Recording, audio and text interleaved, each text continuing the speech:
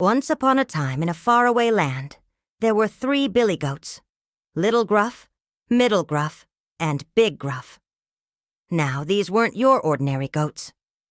Oh no, they were clever, quick-witted goats who lived high up on a mountainside. And they dreamed of one day crossing the mountain stream and munching on the delicious grass in the lush green meadow on the other side. But there was a problem. You see, guarding the only bridge that led to the meadow was a grumpy, hungry troll who had a particular taste for goat. And not just any goat would do, mind you. He wanted the gruffest, the manliest goat he could find. Now, every morning when the sun peeked over the mountain tops, the goats would wake up, bleating loudly, "Gruff, gruff, gruff," which made the troll even grumpier than usual. And if he didn't get his gruff goat breakfast, he'd stomp his feet and shake the whole mountain, making it too shaky for the goats to cross the bridge. So the goats had to wait until nightfall when the troll went back into his cave to sleep before they could attempt to make their way through. And so one night, after making sure the coast was clear, Little Gruff started his journey across the rickety old bridge. Now, Little Gruff wasn't scared of much, but he was a little nervous about facing the troll. So to calm his nerves, he started to sing. And as his sweet little voice echoed across the mountain stream, it caught the attention of the sleeping troll. Slowly the troll opened one sleepy eye, then the other, and soon he was sitting up, listening intently to Little Gruff's song. And Little Gruff kept singing all the way across the bridge, all the way to the green meadow where he feasted on the tastiest grass he'd ever tasted. Now, when the sun came up the next morning, the troll woke up feeling extra grumpy and extra hungry.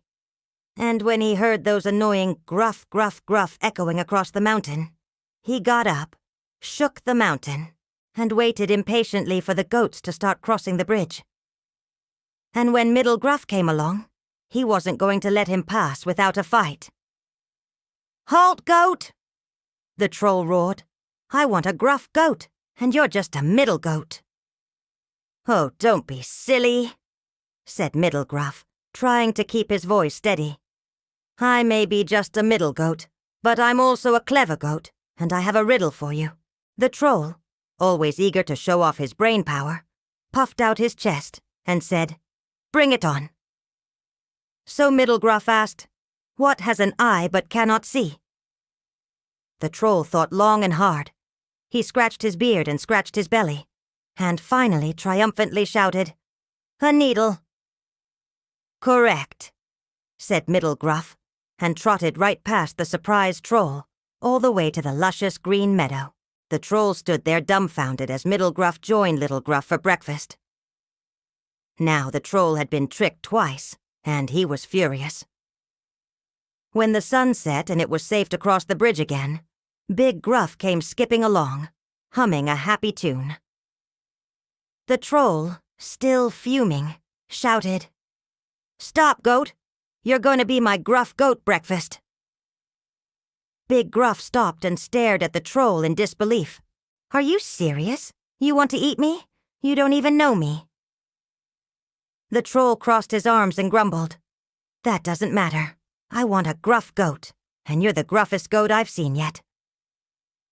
Big Gruff couldn't believe his ears. Was this troll really that dense? Well, here goes nothing. Big Gruff said, "Okay, I'll race you to the meadow. If I win, you let me and my brothers pass. And if you win, we'll be your gruff goat breakfast." The troll, eager to finally catch his gruff goat, readily agreed. And the two competitors took off running. Big Gruff ran as fast as his legs could carry him, leaping over logs and splashing through streams. He could hear the troll close behind him, huffing and puffing. Soon the finish line, the edge of the green meadow, was in sight, and Big Gruff, with a final burst of energy, dashed across the line, just as the troll was catching up. Panting heavily, the troll came to a stop and looked at Big Gruff in disbelief. "How did you beat me? I'm the strongest, most gruffest troll in the mountains." Big Gruff couldn't help but feel sorry for the poor, misunderstood troll, so he put on his best friendly face and said, You're not as gruff as you think you are, and there's a lot more to being gruff than being strong." Confused, the troll asked, "What do you mean?" And Big Gruff replied, "Well, for starters, you're actually quite small for a troll." The troll looked down at his feet and noticed for the first time that his toes were actually quite tiny. Then Big Gruff continued, "And you're not as scary as you think you are. I wasn't even a little bit scared when you threatened to eat me." The troll felt his face getting hot with embarrassment. Maybe he wasn't as gruff as he liked to think he was. Big Gruff finished up by saying, "And finally, you're not as gruff because, well, you don't like gruff things. See, when I came over here, you weren't gruff at all. You were actually quite nice." Confused, the troll asked, "Nice?" Big Gruff nodded.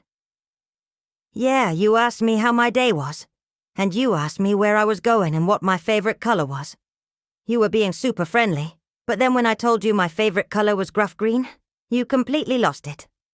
And so now you just sit here and yell at every passing goat because you think that's what a gruff guy does. But it's not. A gruff guy is someone who likes gruff things like fishing, telling scary stories, and eating delicious bugs." The troll thought about this for a moment. Could it be true? Was he really not as gruff as he thought he was? And maybe, just maybe, he liked a lot of non-gruff things. Just then, Middle Gruff interrupted his thoughts. "Hey, remember our deal? I win, you let us pass." The troll sighed. "I guess I can't go back now."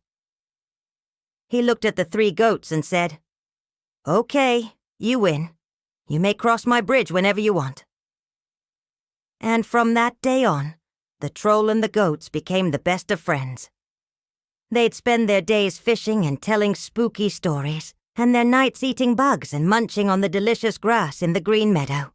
And the moral of the story is, it's not always good to be gruff, but it's even better to be smart and kind.